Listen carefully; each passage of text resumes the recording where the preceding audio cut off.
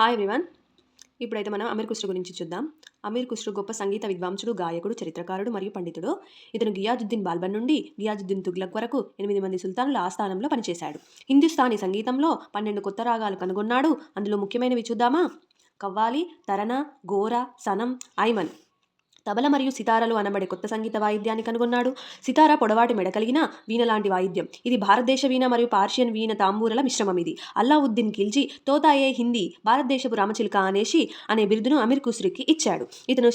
ఇతను షిస్త్ సిల్సిలాకు చెందిన సూఫీ మతాచారుడు. తన గురువైనటువంటి హజ్రత్ నిజాముద్దీన్ మరణ వార్తను తట్టుకోలేక అదే రోజు మరణించాడు. గురు శిష్యుల సమాధులు జమత్ ఖానా మసీదులో నిర్మించారు.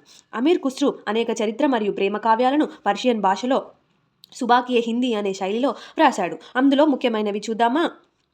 ఖజైన్ ఉస్పుత్ అనే కావ్యం అల్లావుద్దీన్ ఖిల్జీ సైనిక విజయాల గురించి. మిఫ్త్ ఉల్పుత్ అనే కావ్యం జలాలుద్దీన్ ఖిల్జీ విజయాల గురించి. తుగ్లక్ నామా గియాజుద్దీన్ తుగ్లక్ పైన వ్రాయబడినది.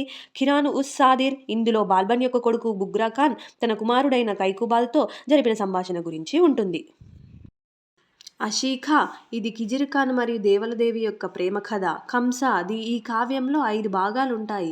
లైలా మజ్ను, షిరీన్ ఖుస్రో, హస్త్ బి హిస్ట్, ఐనా ఈ సికిందర్, ముత్లా ఉల్ అన్వర్. ఈ 5 భాగాలు ఈ కావ్యంలో ఖంసా అనే కావ్యంలో ఉంటాయి. Thank you.